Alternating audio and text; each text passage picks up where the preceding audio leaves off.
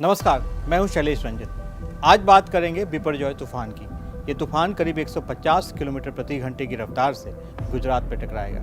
इससे भारी तबाही होने की आशंका है। लोग सुरक्षित जगहों पर पहुंचाए गए हैं और तमाम तरह की तैयारियां चल रही हैं। आज हम आपको बताएंगे कि बार बार भारत में तूफान क्यों आता है, तूफान के आने की क्या वजह होती है और क्या इसका सही आकलन लगाया जा सकता है।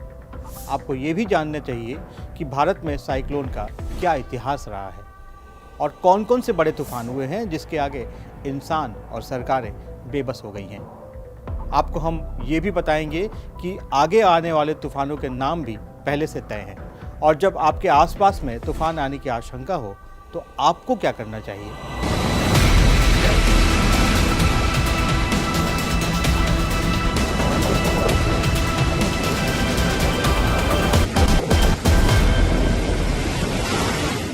सबसे पहले बात करते हैं कि बार बार तूफान क्यों और कैसे आता है।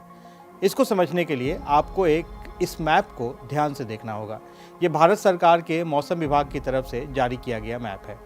इसमें बताया गया है कि कैसे तूफान गुजरात के तटीय इलाके में टकराने वाला है और उस वक्त इसकी रफ्तार क्या होगी। मौसम विभाग के मुताबिक इसकी रफ्तार 150 किलोमीटर प्रति घंटा की रफ्तार हो सकती है। इसको ऐसे समझिए कि अगर आप दिल्ली में रहते हैं तो 1 घंटे में आप आगरा के नज़दीक पहुंच जाएंगे। इस रफ्तार के बीच में जो भी आएगा उसका नामो निशान मिट सकता है। भारत में साइक्लोन करीब करीब हमेशा ही रहता है। इसे समझने के लिए आपको ये तस्वीर देखनी होगी। भारत 3 तरफ से समुद्र से घिरा हुआ है और भारत का जो कोस्टल एरिया है वो करीब 7,516 किलोमीटर का है। इसमें से करीब 5400 किलोमीटर राज्यों के तटीय इलाके हैं। इसके अलावा 132 किलोमीटर लक्षद्वीप और 1900 किलोमीटर अंडमान और निकोबार के द्वीप समूह हैं। देश की 1/3 आबादी कोस्टल एरिया में रहती है और भारत के 13 राज्य और केंद्र शासित प्रदेश समुद्र के किनारे हैं। अब आप समझिए कि बार बार साइक्लोन क्यों आता है। चक्रवात पहले भी आते रहे हैं, लेकिन विश्व मौसम संगठन के मुताबिक हाल के कुछ दशकों से जो जलवायु परिवर्तन हो रहा है उसकी वजह से भारतीय इलाकों में चक्रवात की संख्या बढ़ी है। चक्रवात बनने की शुरुआत गर्म इलाके से होती है, जैसे कि समुद्री इलाके। यहाँ का तापमान आमतौर पर 25 डिग्री से ऊपर होता है। चक्रवात बनने का वैज्ञानिक कारण है समुद्र के ऊपर चलने वाली हवा कम वायु दबाव का क्षेत्र बनाती है। यही गर्म हवा जब तेज़ी से ऊपर जाती है और खाली जगहों को भरने के लिए ठंडी हवा वहाँ आती है, वो भी ऊपर की तरफ जाने लगती है। ये एक चक्र जैसा बनने लगता है जिसे स्टॉर्म साइक्लिक कहा जाता है। यही से चक्रवात का निर्माण होता है जो कि एक गोल आकार का तूफान होता है और जब ये ज़मीन से टकराते हैं उस वक्त तेज़ हवाएं और भारी बारिश के साथ लेकर आते हैं। ये भी ध्यान देने की बात है कि साइक्लोन कभी भी ठंडी जगहों पर नहीं बनते, क्योंकि इसे बनने के लिए औसत तापमान की जो ज़रूरत होती है वो करीब 25 डिग्री से ऊपर रहता है। अगर आप इसे 3 बिंदुओं में समझें कि चक्रवात कैसे बनता है, तो पहला है कि जब गर्म हवा ऊपर जाती है तो उस जगह को भरने के लिए ठंडी हवा नीचे आती है। दूसरा ये है कि गर्म हवा और गर्म होकर वाष्पीकरण प्रक्रिया के तहत बादल बनते हैं, फिर बादल और हवा दोनों घूमने लगती है।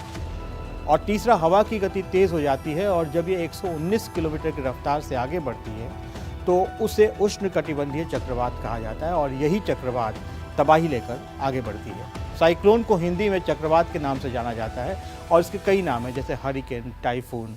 अलग अलग जगहों पर इसके अलग अलग नाम हैं। ये एक वेरी सीवियर साइक्लोन स्टॉर्म है और इसका डैमेजिंग पोटेंशियल है। इसमें पेड़ गिर सकता है, ब्रांच गिर सकता है और जो छोटे मकान है जैसे थचड़ हाउस है, स्लम्स है, मिट्टी का घर है और टीन हाउस, एस्बेस्टस है, घर है, ये सभी इसमें डैमेज हो सकता है। और इसके साथ साथ टाइडल वेव भी आ सकता है जब साइक्लोन तट के पास आएगा और heavy to very heavy rainfall के साथ साथ कुछ इलाके में एक्सट्रीमली हैवी रेनफॉल हो सकता है। ये जो कोस्टल डिस्ट्रिक्ट्स है, वही बात मैं बोल रहा हूँ, जो कोस्टल डिस्ट्रिक्ट से कच्छ से शुरू करके यहाँ जो पोरबंदर है कि दरिका है, ये सभी ज़िले में विंड स्पीड ज़्यादा रहेगा और यहाँ सबसे ज़्यादा heavy rainfall to extreme heavy rainfall होगा। और कच्छ एरिया में स्पेशली टाइडल वेव आ सकता है 2 to 3 मीटर्स। पृथ्वी पर टकराने के साथ साइक्लोन कमज़ोर पड़ जाते हैं, क्योंकि जो गर्मी उसे समुद्र से मिलती रहती है वो धीरे धीरे पृथ्वी पर कमज़ोर होते जाती है और एक वक्त ऐसा आता है जब ये साइक्लोन ख़त्म हो जाता है।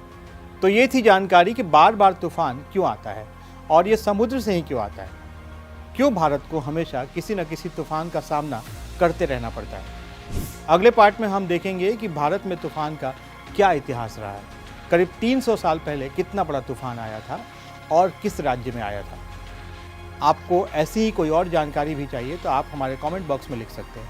हम कोशिश करेंगे कि नए वीडियो के माध्यम से वो जानकारी भी आप तक पहुंचाए। और हमारे YouTube चैनल को सब्सक्राइब करना नहीं भूलिए। नमस्कार।